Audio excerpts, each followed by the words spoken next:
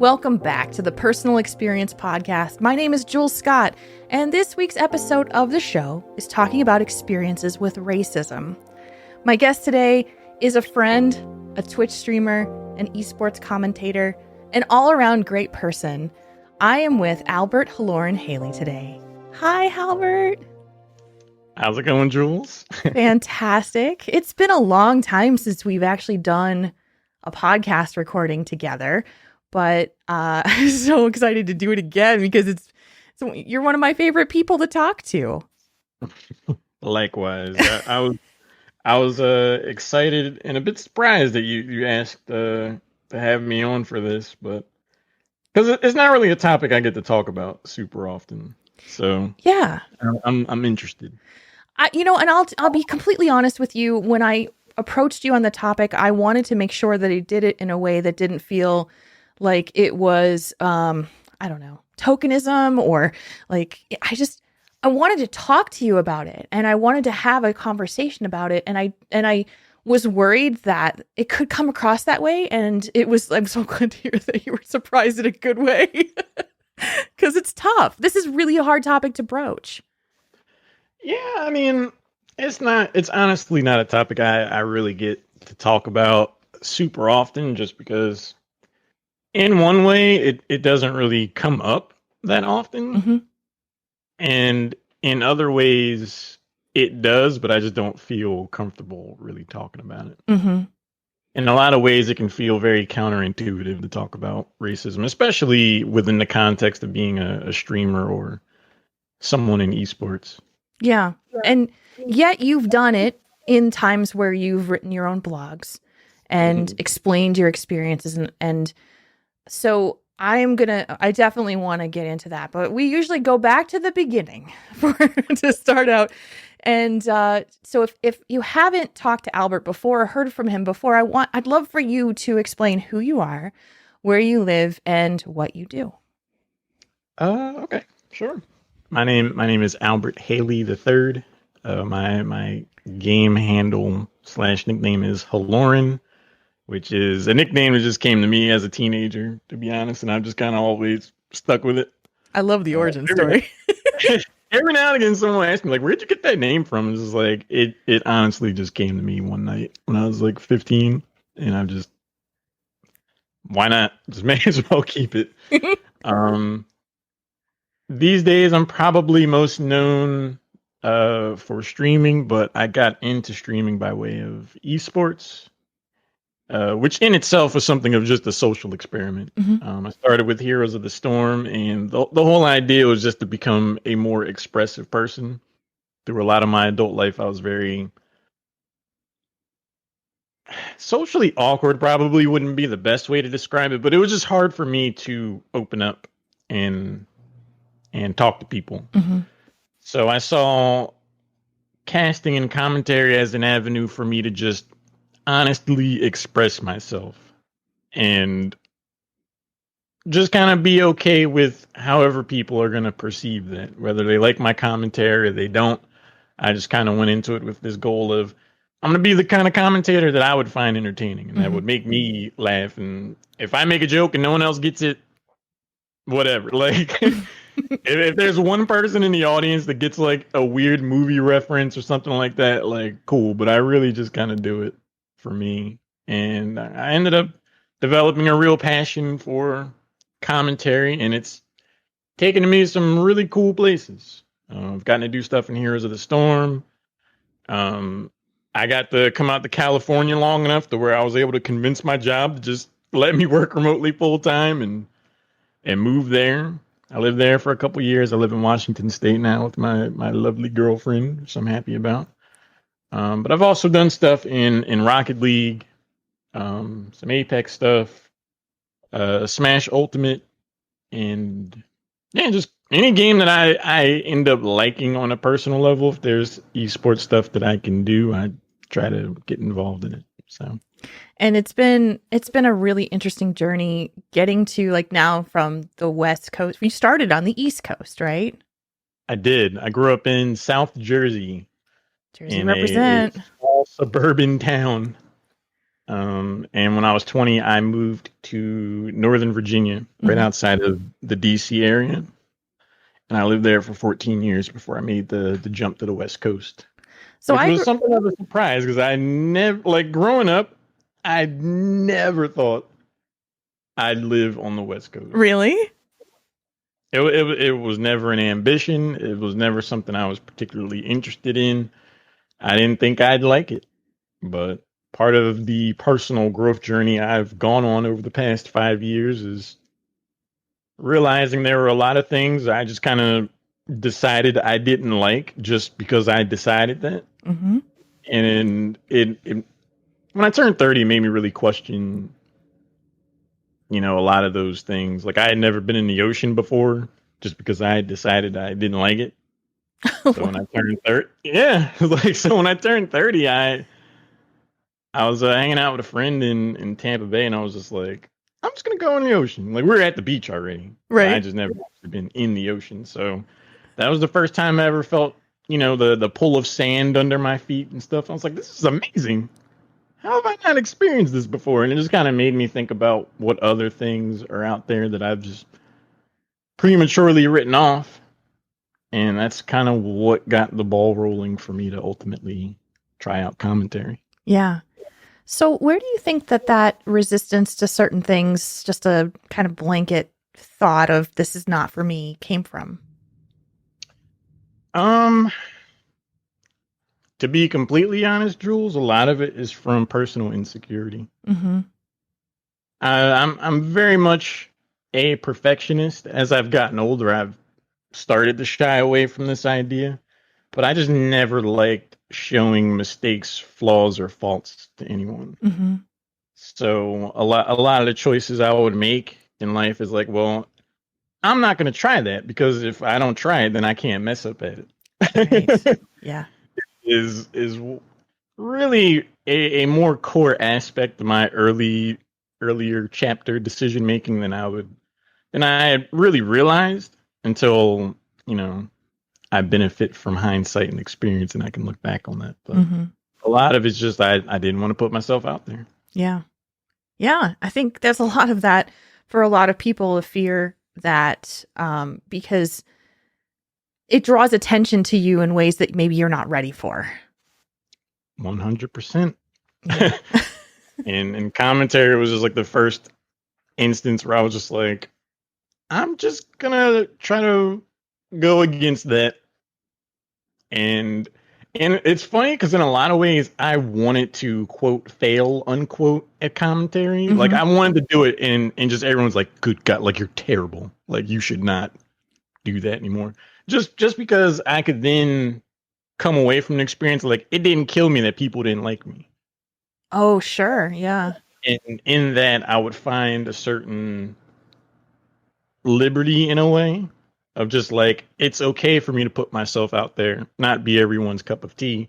And like I can just move on because that fear of rejection was such a prohibitive factor in my decision making about whether I would put myself out there or not. So it's kind of ironic that people were like, "Hey, actually you're pretty good. You want to do this other thing?" And I'm like, "Okay.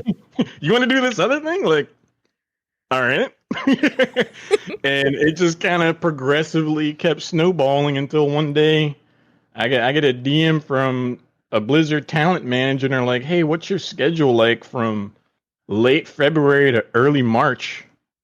I'm like, it is quite open. Like, it's gonna be as open as it needs to be." And that was like the first really big thing that I got to do when I got invited to be a commentator for Heroes of the Dorm. I'll never forget that day. What you had gotten to do from basically casting on your couch, because that's what you were known for, right? You were known as the guy who would cast on the couch, doing community games on your stream, and it turned into that. It was an interesting journey, and I learned a lot of life lessons out of that because I didn't go into I didn't, the first time I commentated, I'll always remember it. There were 6 people in the channel, and no one said anything. Like before, during, and after, I'm like, all right, well, I guess that's all right, bye. And like no one said anything, and I just ended the stream. I was like, oh, like I didn't really go into that thinking like, oh, someday this is where I want this to go, or I certainly didn't have any expectations. And I just kind of learned that, if someone does have ambitions to do something, because every now and again someone would be like, like how do you get into casting? Mm-hmm. And the answer truly is like, just start doing it. Just start doing it. You're probably not gonna be great at first. That's fine. Like the more you do it, the better you just slowly start to get better at it. And sooner or later those opportunities will start to find you. It's not like you can just have zero experience and be like, I want to be, you, you can't just choose that. Mm-hmm. So some of the I would just try to treat every casting opportunity like it was the Super Bowl. Mm-hmm. Like I was like, there are people that are watching this that are taking time out of their lives to look at, this Heroes of the Storm match. There are players who, practice consistently and scrim and do all this stuff, and they put a lot of their time and effort into this. And then, you know, there are production people or other people putting on tournaments and stuff that are taking time out of their day and life to do this stuff. So the very least I could do is hold up my end of it and try to honor and respect the efforts of everyone around me. Yeah. And I kind of use that as an inspiration, and it just kind of helped me get better. And over time, people would consistently start to ask, like, "Hey, do you want to do this? Do you want to do that?" People were like, "This guy's pretty funny." Like, it was a cool journey, but it all just came off of, or I guess, kind of it is like it. I have no idea where any of that's gonna go, but I just, I just did it. I just started somewhere and tried to do my best, and sooner or later, opportunities started to show up. I remember you writing a blog early on. Maybe it was a bunch of tweets or it was a blog. I can't remember. And it was a specific blog or statement talking about how people would come into your stream and note specifically about your race when you came. Mm-hmm. This is when you were like casting the early days of HOTS and Chair League and that kind of thing. Talk a little bit about like what it is like to be on camera in front of an audience, and the first thing that people will target on you is the color of your skin. It can feel very discouraging, and it's something that I kind of developed a thicker skin about, just kind of accepting that some people are going to be like that. But conceptually, the reason why I got into casting is because I wanted to grow as a person. I wanted to delve into the concept of honest expression. And in that, being assessed on my personality and my skills as a commentator is inherently ingrained in how I want to be perceived. Like my skin color has no bearing on who I am as a person. Mm-hmm. So it can be a little disheartening to put this effort into something to try to sharpen your craft and put yourself out there. And the first thing and or the only thing someone wants to really assess me on is a physical trait that I have nothing to do with. Right. That has nothing to do with what I'm doing. So a lot of that I just have to accept, or I just kind of had to accept that that's, some people are going to look at it like that. And it sucks. But at the end of the day, I just will kind of go back to the vision that I had for commentary.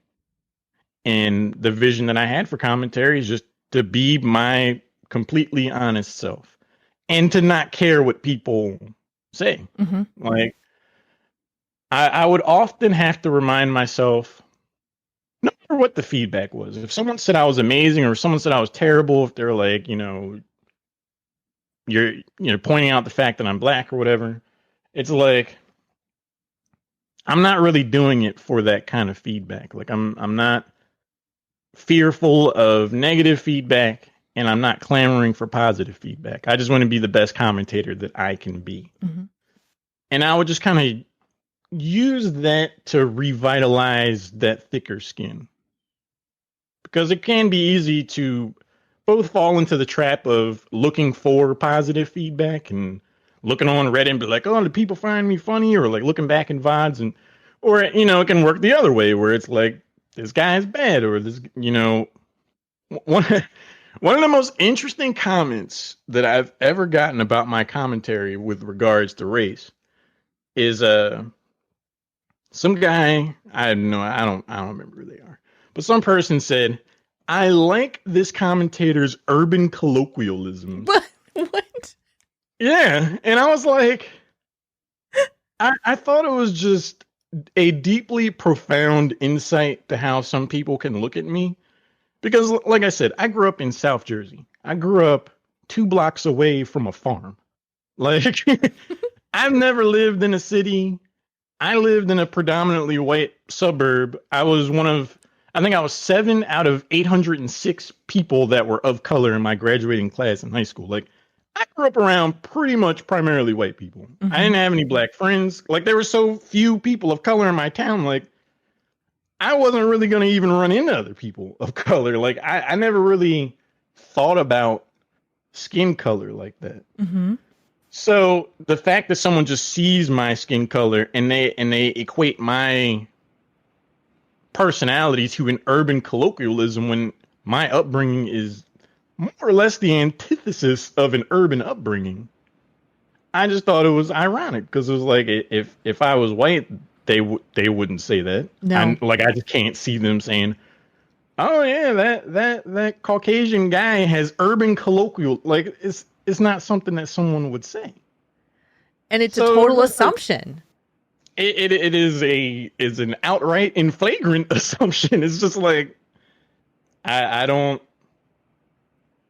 know. It was just something that really stood out to me, and it was a lesson that I just I was like, no matter how good or bad I am, there's some people that are just gonna look at me through that lens. Yeah, and I just have to accept that. I mean, it's not like that concept is something that is new to me, just because I'm not ignorant to the concept of racism. Like by all metrics, I've been incredibly lucky.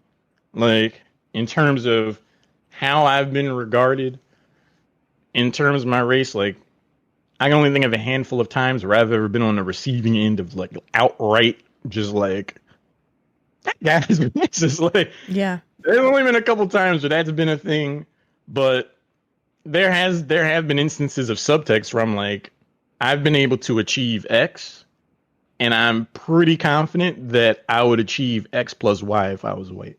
Yeah. And that can hurt. Yeah. So you said you consider yourself lucky in that respect. Why do you think that is? In large part because I effectively kept my head down growing up and through most of my life. Like I'm a computer geek. I stay at home. I play video games all day.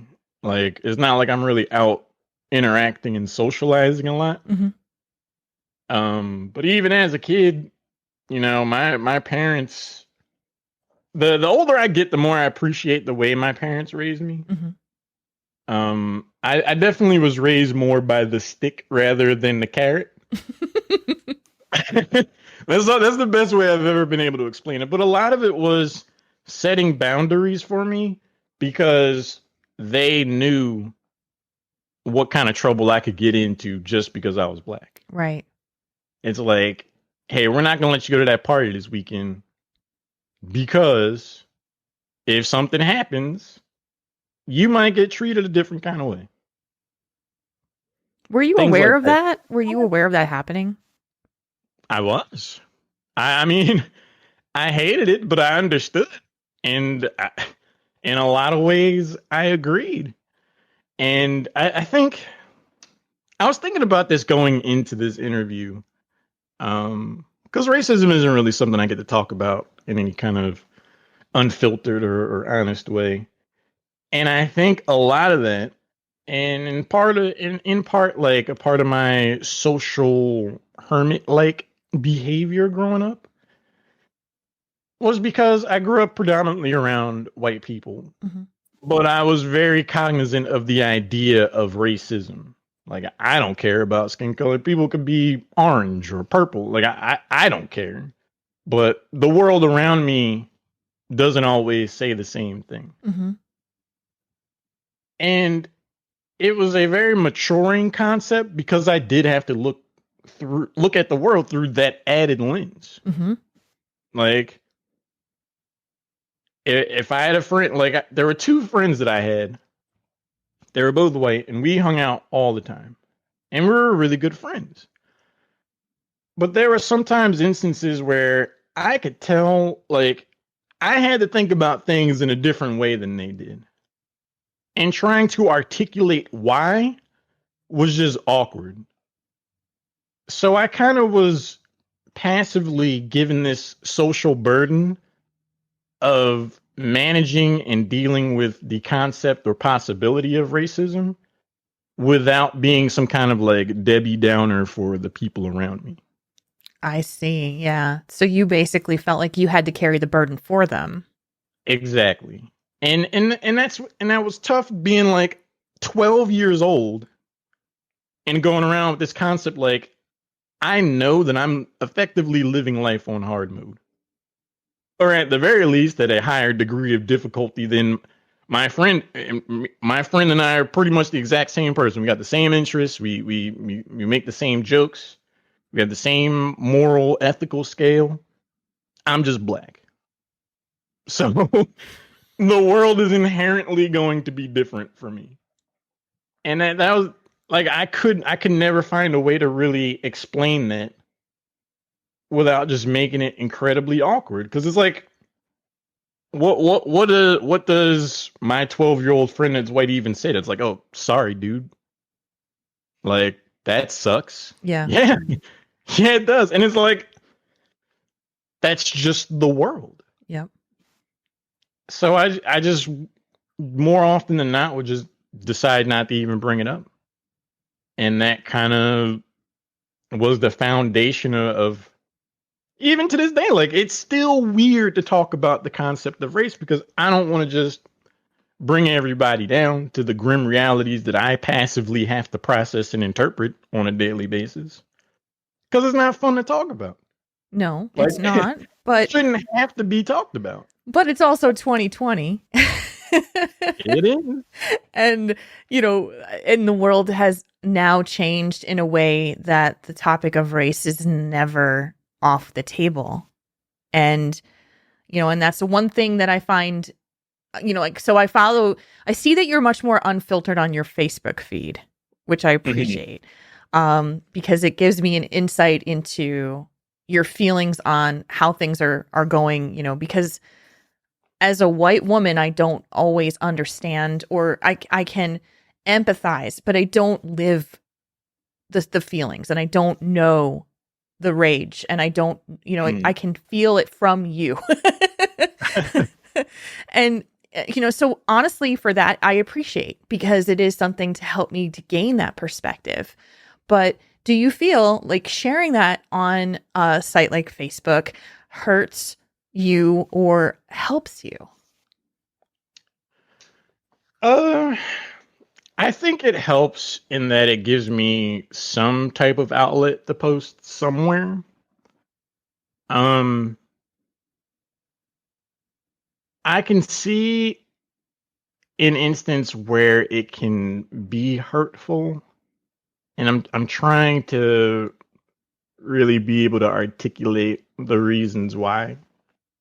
Cause like you said something that was that stuck, like it's 2020, right? Like the concept of race is on the table in a way that it probably really hasn't been before. Mm-hmm. And at face value, that's good. But at the same time, it can be a struggle for me because I'm gonna be honest with you. Like, I haven't gone to any protests. I haven't like effectively done anything because I honestly don't think it's my place to do anything. Mm-hmm. The concept of racism isn't new to me. Like, the concept of racism isn't new to any minority that's grown up at any point in history. So it's more like, yeah, welcome to that conversation. Like, I've been living that Mm-hmm. since for as long as I can remember. And I think that's also a part of the whole like social hiccup thing where this current administration and how Trump became president and the divisiveness of our current politics, I think the progression there and how it's affected some of my friendships kind of speaks to a point. I'm not really sure how to conclusively say it, but I'll try to give you an example. Mm-hmm.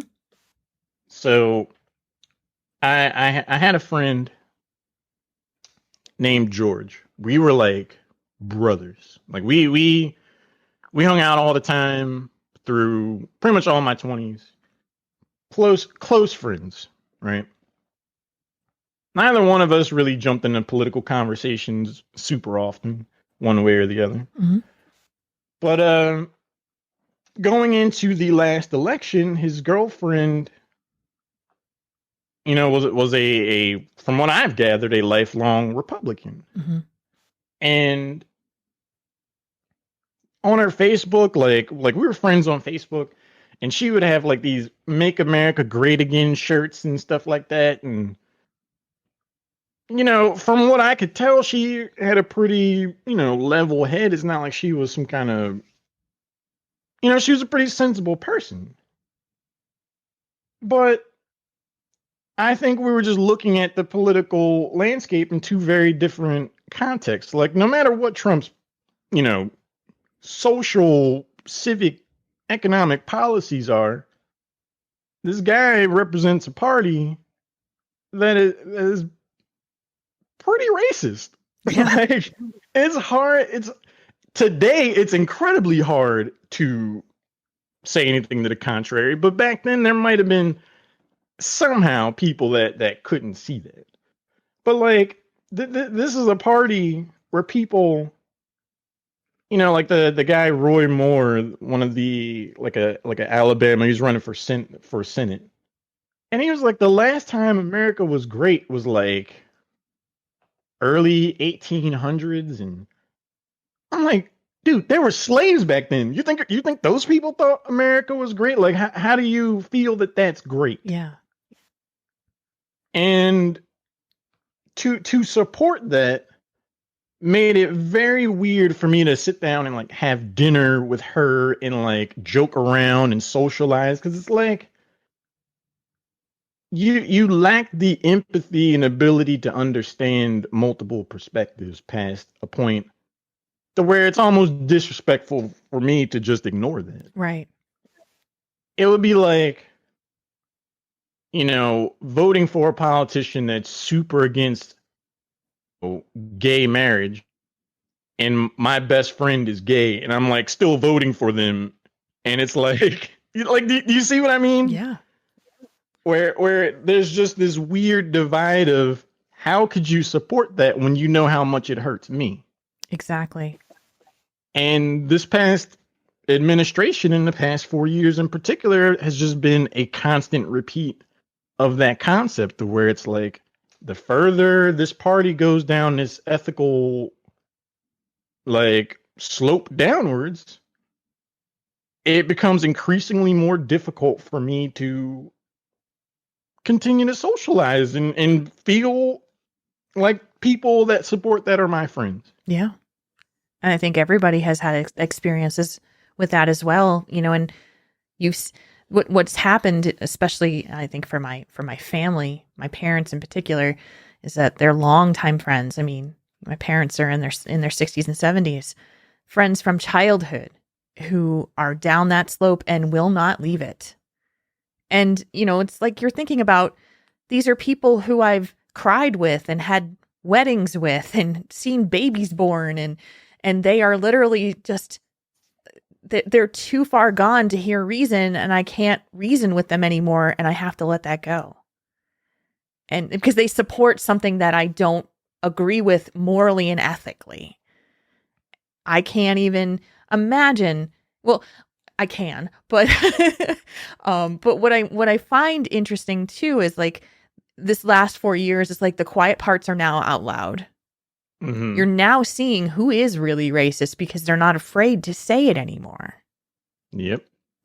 How does that feel? Not great, Jules. I mean, I wouldn't expect anything less, but Not great. I mean, it's given me an opportunity to really understand how people work and how people look at politics. And I think, like people that are in their 60s and 70s and, even probably people close to our age, like as human beings, we're geared towards habits, right? Mhm. Like it's hard to teach an old dog new tricks, like that sort of concept. And I think what like those lifelong Republican type people that, you mentioned and said like they're far gone and whatnot. I think they still believe that it's red versus blue and it's not right versus wrong. Yeah. Like in a broad sense, I really feel like the past 4 to 6 years has changed politics to be less about, I want larger or smaller government and more like these are fundamental moral and ethical decisions that put you on a certain scale as like in terms of your character, integrity, and who you are as a human being. Yeah. And that bar is something that a lot of people ignore because they're just so used to the concept of red versus blue. And then the other part of that is people don't want to be wrong. Yeah. Like, people don't want to say, "Oh, I was wrong." And I think that kind of ego and pride just has people come hell or high water just stick with the party of their choice. Like it's a And sports team versus an actual life. exactly red versus blue. Like that's all people are playing, and they don't understand that the people in control of these teams, they might be playing a whole different game. They are. Mm-hmm. And these people just inadvertently become complicit in that because they've been psychologically groomed to do that. It's my humble opinion. I agree. And we now live in a world, in a country where, a race revolution has begun. Mm-hmm. And I live in Minnesota where George Floyd was killed. So I'm kind of in ground zero of it. Mm-hmm. But it's something that is now infiltrated everything. So like this on dating apps, you now have to declare if you are pro or against Black Lives Matter. That's pretty wild. Isn't that crazy? And so like I want to get your thoughts on all of that from this year and how that's impacted you and what you think of it. Well, in terms of Black Lives Matter, I wish the term was Black Lives Matter too. Because the whole concept of all lives matter is being like the dog whistle response to that, Right. like it logically and fundamentally doesn't make sense. It's like, all lives matter. Yes, including Black lives. Mm-hmm. So we're back here. Hi. Like, stop trying to dismiss this concept.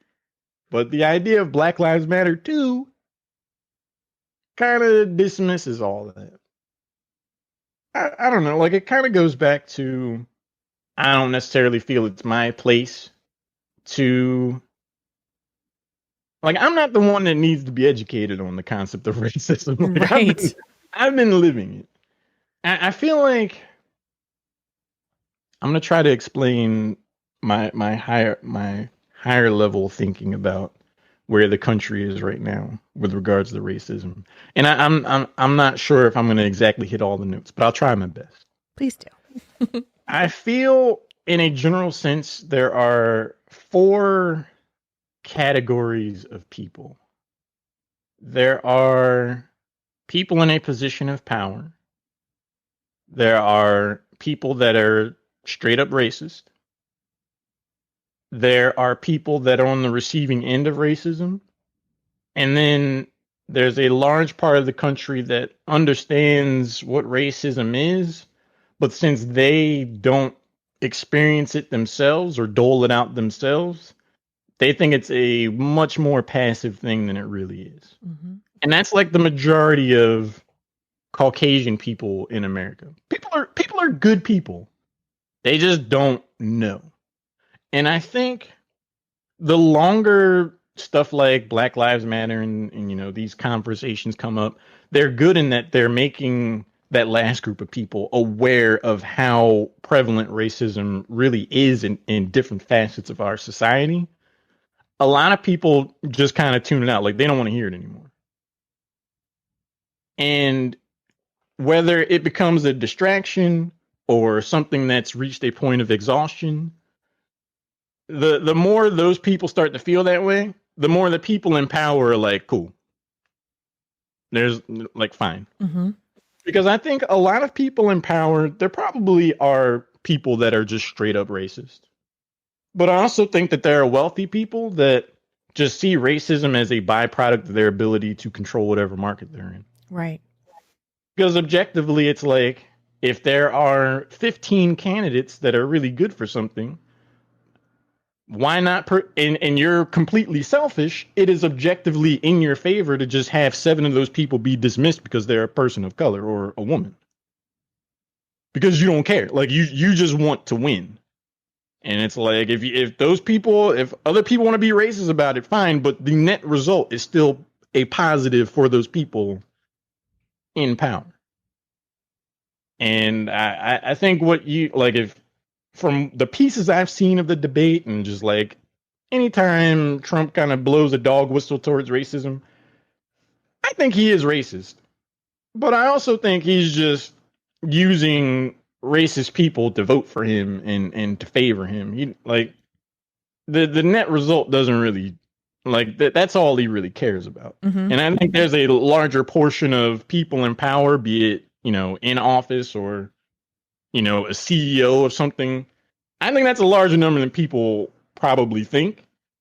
Where someone's like, I'm not necessarily racist, but I don't need the added competition. Like, Yes.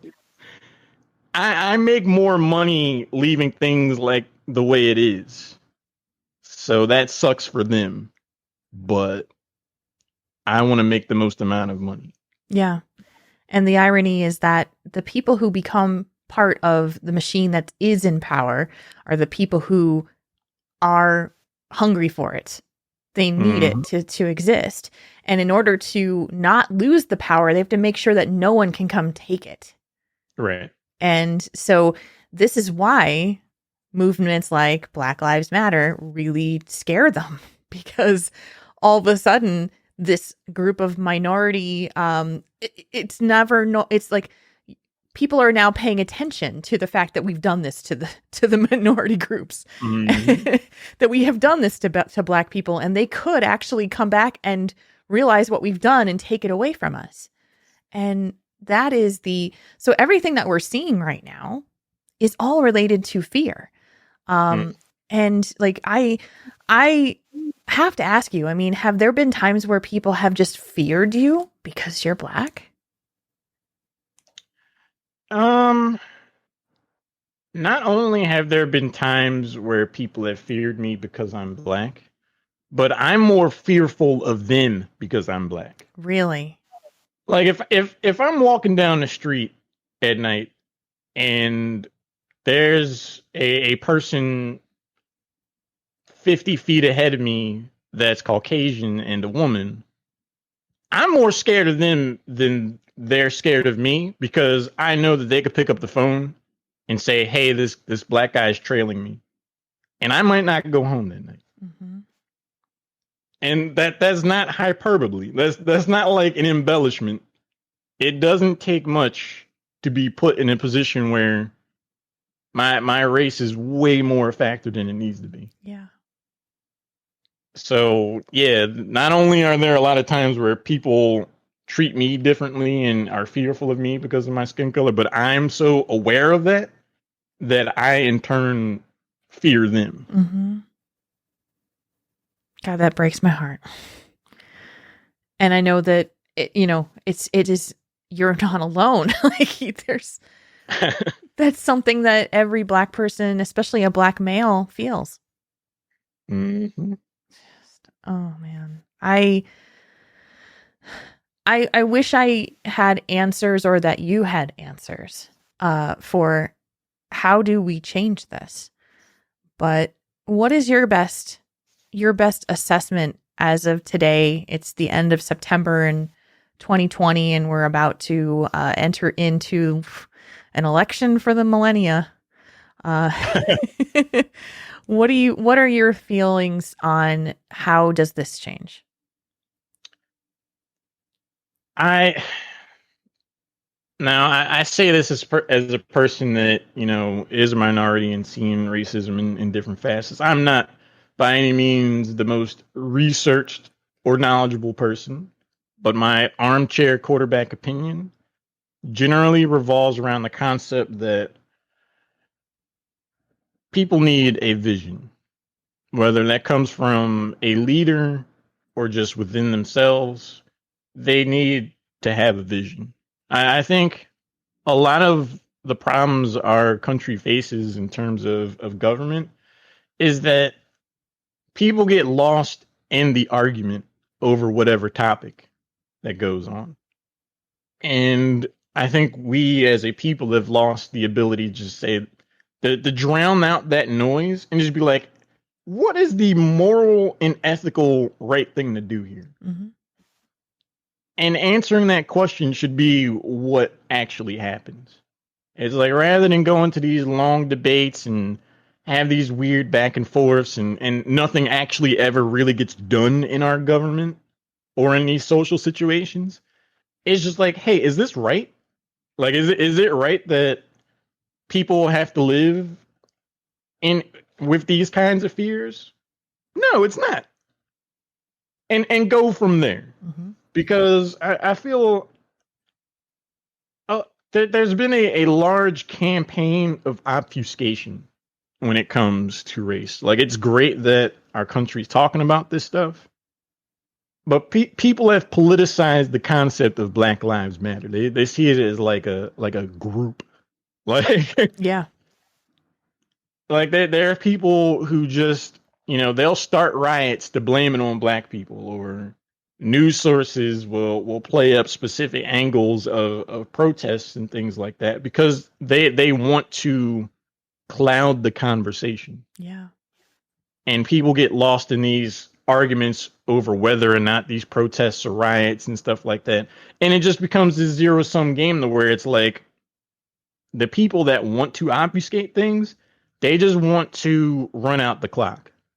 They want to just get people past their attention span until they go on to the next thing, and then nothing actually changes.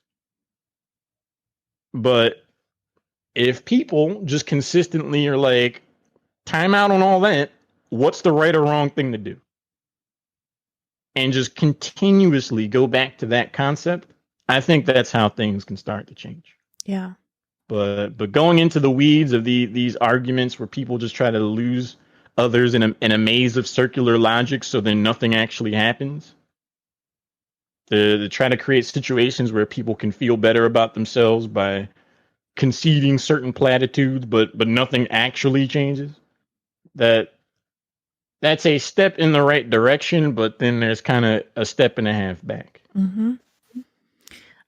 We both are from New Jersey, so we both understand the mindset of those on the East Coast. And a couple of years ago, when Colin Kaepernick was kneeling during the Pledge of Allegiance during NFL games. I remember going to the boardwalk in Point Pleasant, New Jersey. Mm-hmm. And on the boardwalk, you know how they have like the vendors with all the weird printed shirts. And one of those, like a lot of those shirts, had a statement in different designs that said, I stand for the flag and kneel for the cross. And now in 2020, after George Floyd's death, we were seeing the movement of people just taking pictures of themselves kneeling everywhere. Mm-hmm. And I remember having a conversation with a family member about Kaepernick and his movement, and it was so negative to the point of saying, you know, they should just shut up and play. And that, you know, you're disrespecting the flag and all of those things, which was never the conversation. It was never about the veterans or the flag. It was never about that, but it was, and trying to convey this to a family member, and they were just like, they should just shut up and play. They're paid too much to do this. Mm-hmm. I think about that a lot right now, because what Colin Kaepernick did years ago to try to bring this conversation to light is happening now, but he gets zero credit for it. And I wonder, in my mind, you know, how do we try to change that narrative to help people understand? Because I think a lot of times what happens, as you said very astutely, is that you get into your own narrative of what you think things are, and you're not willing to listen to what another person's story is. It's the whole purpose of this show. Like, it's the reason why I do the show. I want to hear from you what your life is like. And I believe if more people did this, if more people had this conversation and had it in a way that was actual genuine, that it would actually start to possibly change. But do you think that's like Pollyanna? Because I might be a little bit Pollyanna. I don't know. I don't think so.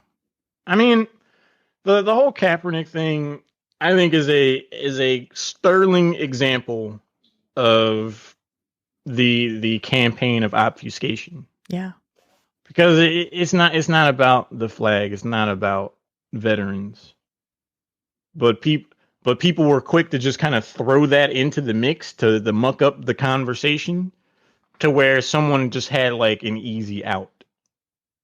They don't have to think about it too much. It's like, oh, he's kneeling, oh, he's disrespecting the flag, and then they can just back out of the conversation. Mm-hmm. And any attempts to be like, no, actually, that's not the case. Like they have their out at that point. Mm-hmm.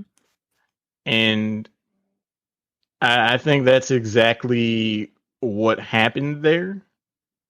And I don't think Kaepernick receives a lot of credit, in part because that, and in part kind of to reiterate what I said, like, I don't think societal change will really happen because of a Colin Kaepernick. Mm-hmm.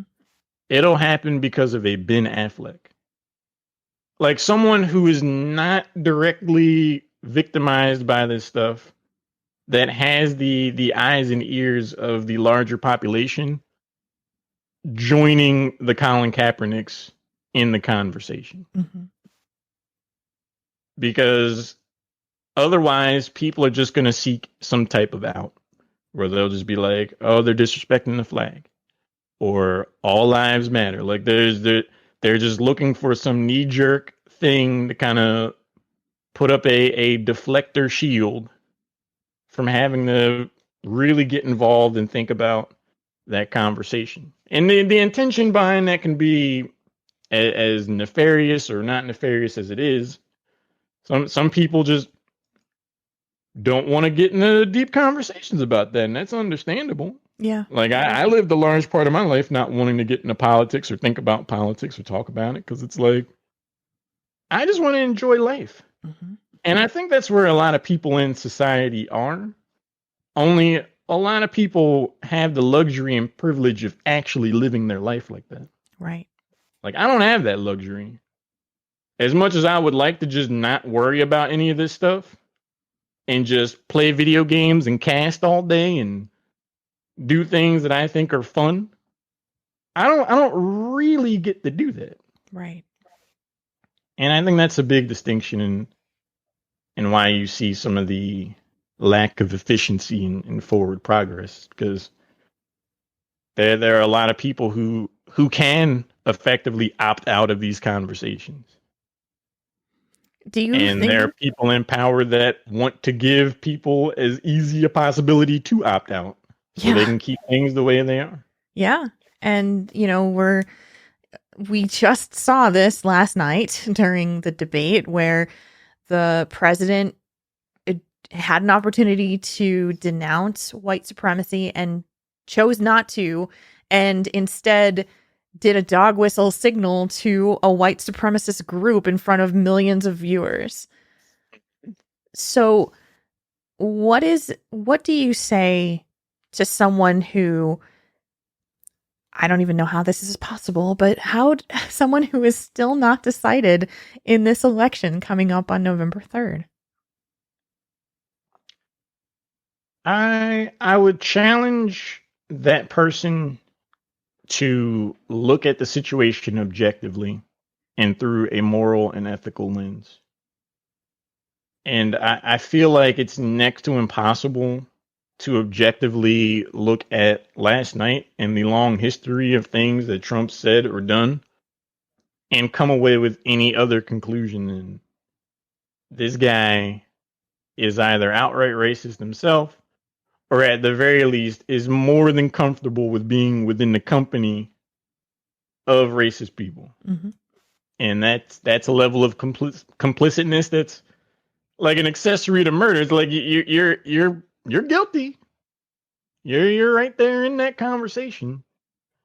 I just don't know how you can look at things and come away with any other conclusion. Like, something that I've really tried to do, and I would say for the most part I've been successful in. Anytime I've voted, I've never identified with a political party. I think historically I've voted for the Democratic side of things like 99% of the time. Mm-hmm.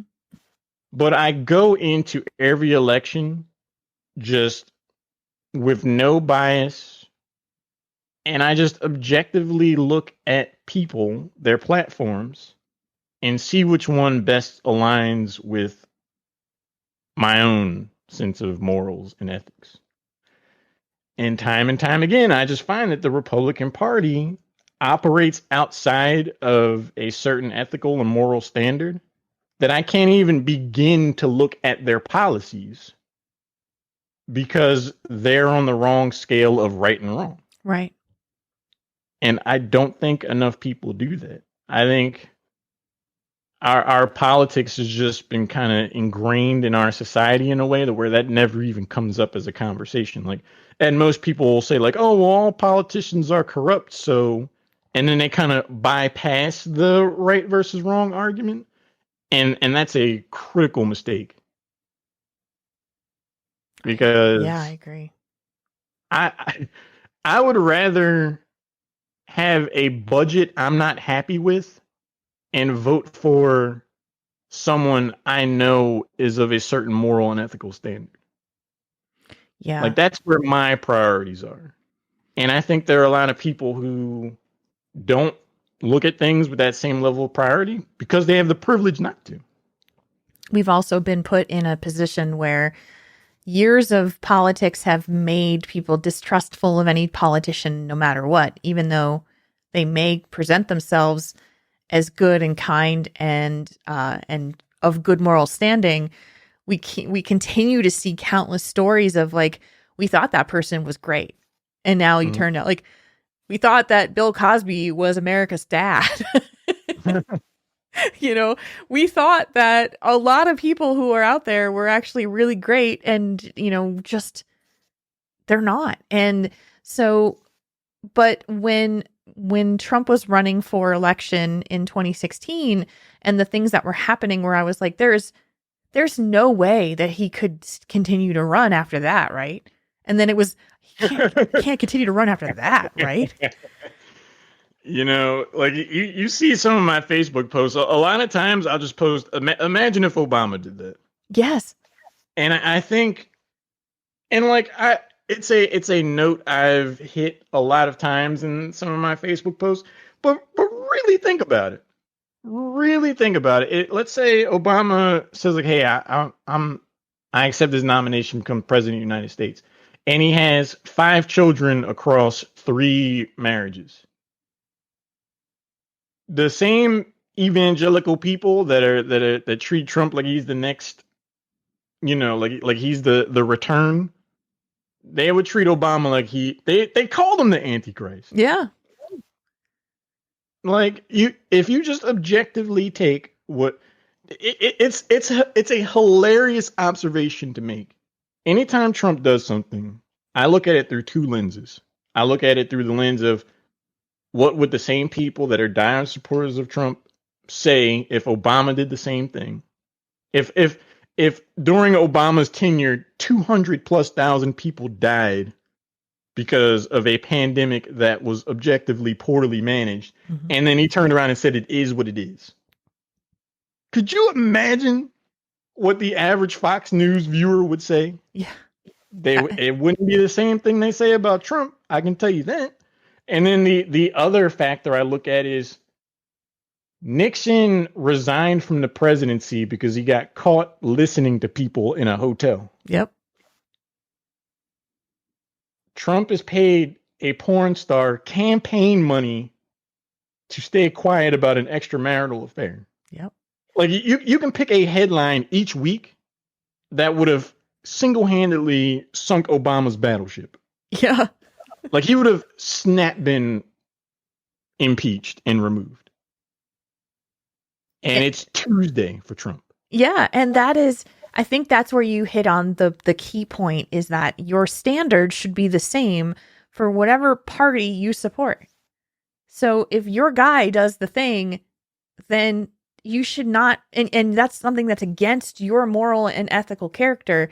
It doesn't matter if it's your guy or their guy. Yep. It should be the same, and it's not. And that is where we have gone so horribly wrong.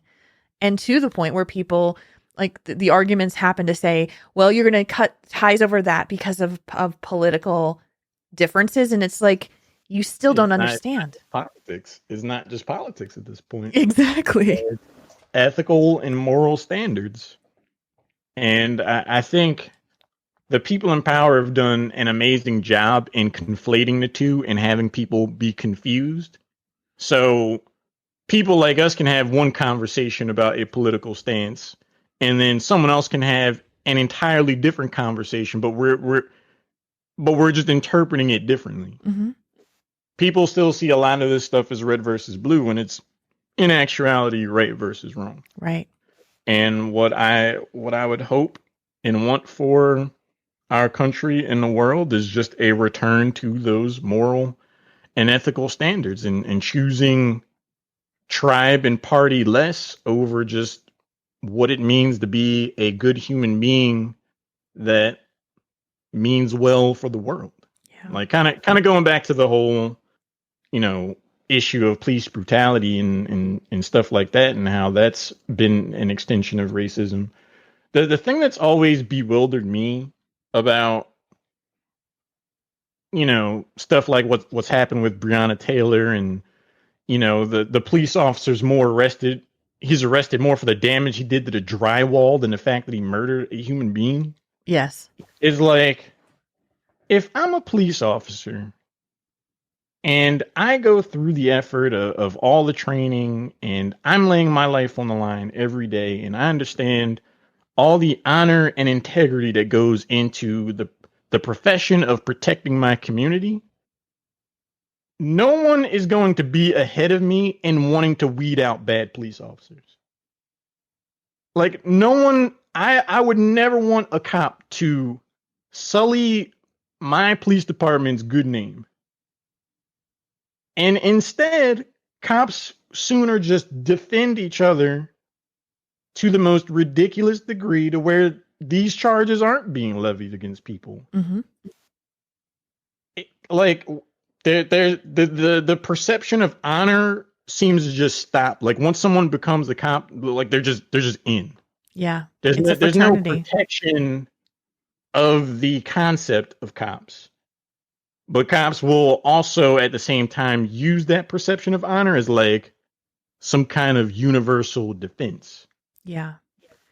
It's my, Like someone should be first, like a cop should be eager to rip the badge off of someone that falls below that line. right. It shouldn't take the average citizen to protest and revolt against this stuff. Upstanding cops should be first in line for that. And I think it's another instance of tribe over ethics that prevents that. Yeah. My father is a retired cop, and he's a good cop, but Mhm. I grew up around cops. I know exactly what the mindset is. It is us versus them. It is bad versus good. And it is labeling. It is, assumptions, and every person is this because they're this. And when I grew up in a very white neighborhood, a very white community. But I remember when I was growing up, there was actually only one Black girl who came into my class. And that poor girl was just destroyed because she had nobody and she was an outsider. It was the feeling of like, and I think her family like moved out of town like a year or two after they came in. I'm sure that they were probably harassed in other ways outside of like her being in school. Mhm. And it becomes if you are the upstanding moral voice in the world of being a cop, you are outnumbered. And it's fight or flight. Like you have to survive by bending into what are you going to try to help people, or are you going to try to not like be completely ostracized by the fraternity that you've joined? That's not how it should be. And I just I'm so glad that you brought up police brutality because it's a topic that's very difficult for me, having a family member who is a cop. And I know that there are good ones, but there's so much bad. There's so much reform that is needed so that innocent Black people don't die. I 100% agree. The thing is, I don't think that's even that big a surprise to people as far as like there being a fraternity of cops where, there is that perception of if a good cop says anything, they more stand to have a net negative result happen to them just for standing up for what's right. Because they've I don't betrayed the think brotherhood. right. Like I don't think the average person would be shocked to learn that. I think people already know that. It's just it is not easy to rectify that fundamental and foundational a problem in one of the core aspects of our society. And it's much easier to just allow the status quo to persist and to just figure out what you're going to watch on Netflix tonight than to sit there and actively think about how these things need to change and be a voice for that change. Yeah.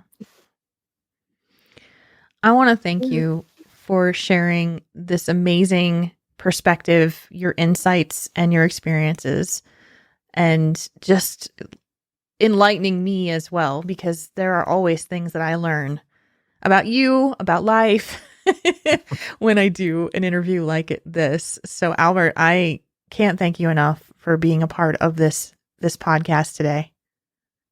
Thanks for having me. It's good. It's good to talk about this stuff. Like I said, I really don't get too many instances to really get into a discussion about someone about this stuff. So thank you.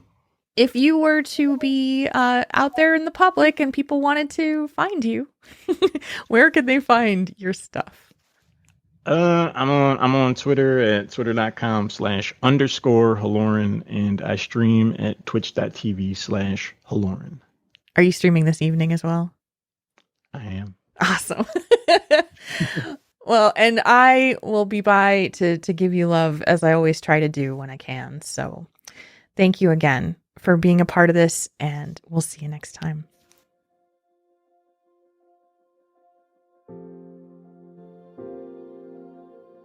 If you'd like to nominate or suggest a guest or a topic that you'd like me to cover for Personal Experience Podcast, you can reach me and the show at a few ways. By email at personalexperiencepodcast@gmail.com. You can tweet me at JulesRPG, or you can tweet the show at its new home, Personal EXP Show. The show is available on iTunes, Google Play, Spotify, Pocket Cast, YouTube, and Direct Feed. Thank you for listening to the Personal Experience Podcast. Seek understanding, feel empathy, connect to one another. I'll see you next time.